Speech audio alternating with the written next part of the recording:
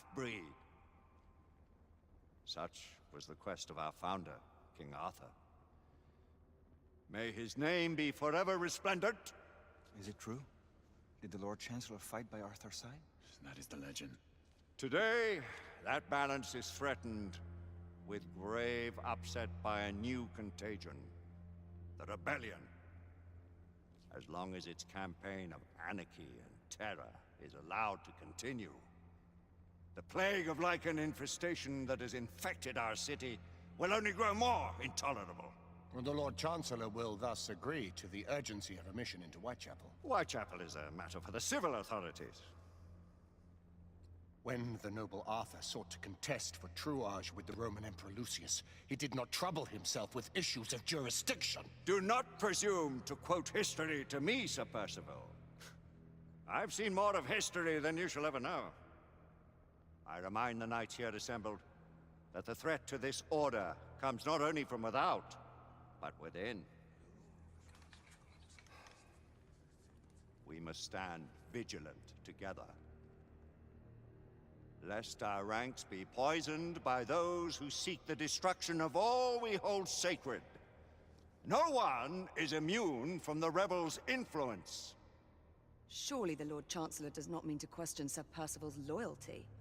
This order has long appreciated Sir Percival's counsel, but the current disruption calls for caution and concerted effort, not rash action. Sir Percival has cause, Lord Chancellor. The situation in Whitechapel may need to be addressed. Does Lord Darwin speak with the blessing of the peers?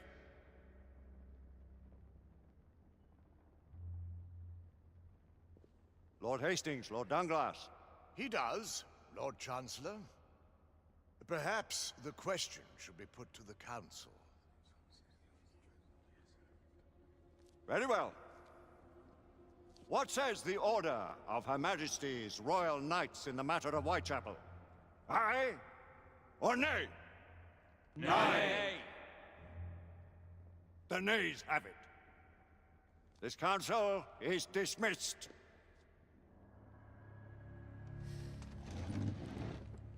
Our order grows too prudent, Grayson. We wither away from this inaction. Leave it, Sebastian. Caution be damned.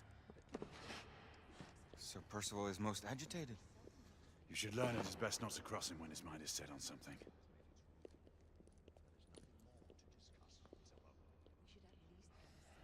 What do you make of this? Percival seems intent on pursuing his investigation. You cannot deny that there is some truth to what Percival has said. Need I remind you of your place, Lady Egwene? Who are you to question the Council's wisdom? Yes, Lord Chancellor.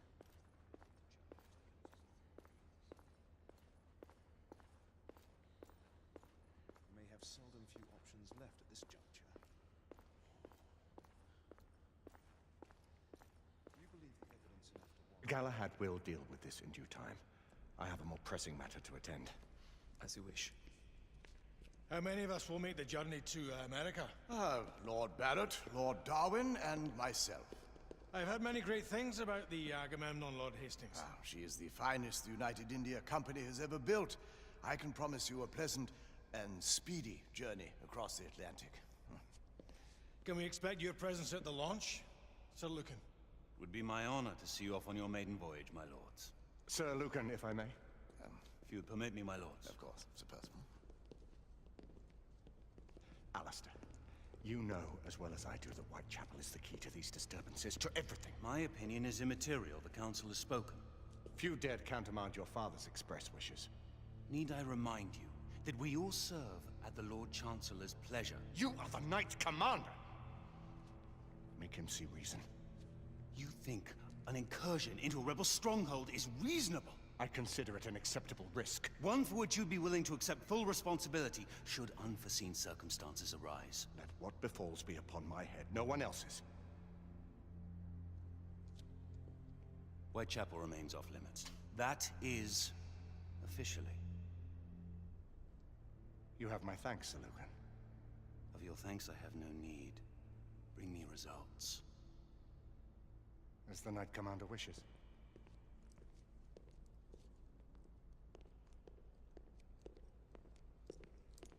We're going in. Most excellent.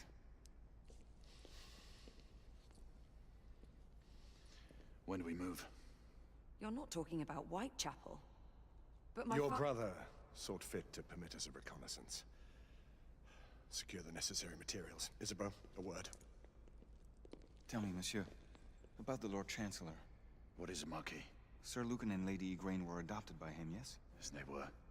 Why would he bring them into such struggle? Perhaps he wanted to regain a semblance of the humanity he lost. When time came to join the Order, the choice was theirs to make.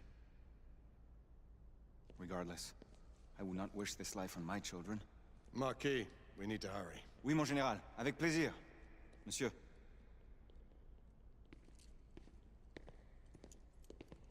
Friend Mallory has always been something of a rogue operative. I've never known a better man. Still, I shall rely on you to be call it a sobering influence. Sebastian and I have long been partners. I trust him with my life. A little restraint would not be ill-advised. Do look after my sister, won't you? No man in the realm can keep Isabeau from danger when she's of a mind. Oh, you say true. What's a brother to do, eh? Good luck and Godspeed.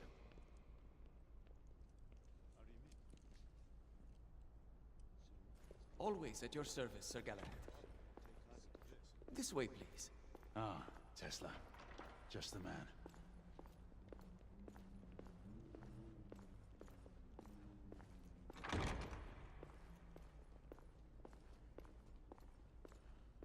What new developments do you have to show me?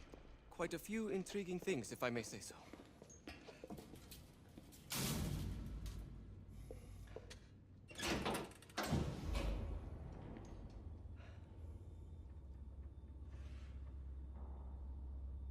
Any further news of the trouble in Grosvenor Square? Police are investigating. And investigating. Lycans, on the United India Company's front doorstep. What do you make of it? Mayfair isn't what it used to be.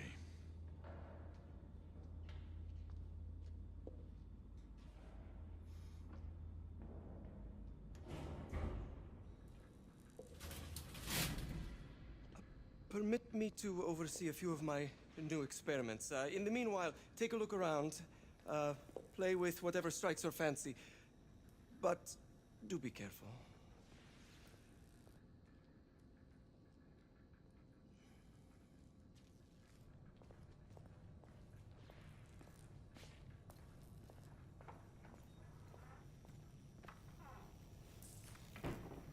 Nicola, how fares your friend Edison these days? Thomas and I are not on speaking terms. The man is an idiot!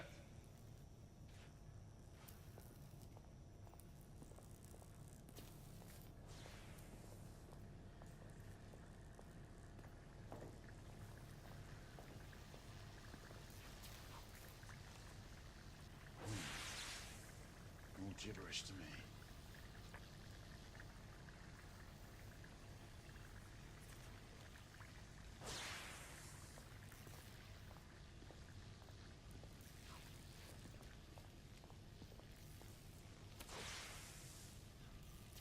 Quite an antique. Hard to believe we ever use these communicators.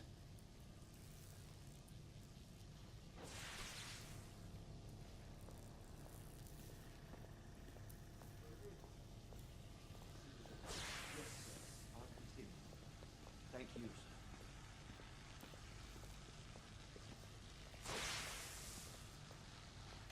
sir. Sir Galahad.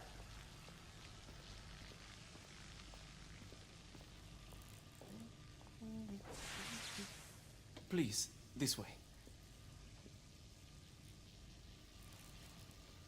Here is something you may find interesting.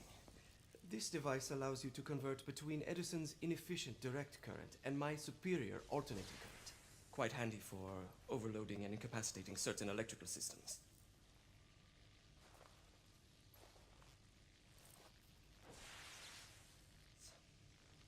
It's comprised of an inverter, transformer, and rectifier outfitted with some brass clips to enhance the design. Oh, and a fine leather carrying case. Inside each tube is a small quantity of mercury. When the mercury is properly aligned, the device becomes operational. Please, try it.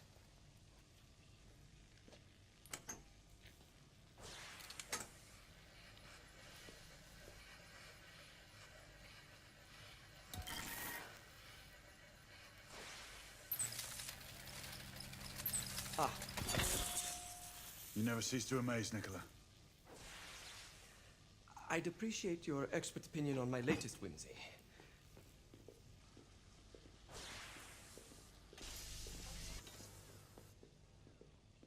Here. Essex 84 Marksman Carbine. Impressive. You've always had a good eye for craftsmanship. I've outfitted this one with a telescopic sight. It's ideal for long-range shooting. I would be honored if you would test its efficacy. With pleasure.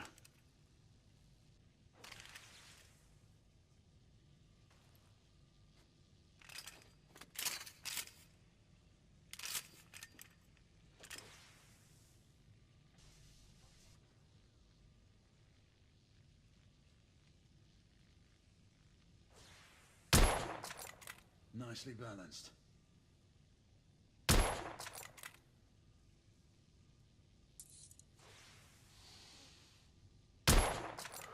Recoil is sharp, but manageable. Some muffling might be in order as well. I'll attend to it immediately. So, are there any other of my children that you would like to meet? The offer's tempting, but I must return to the others. Of course. Oh, the monocular that General Lafayette requested is over there on the table. I'll see that he gets it.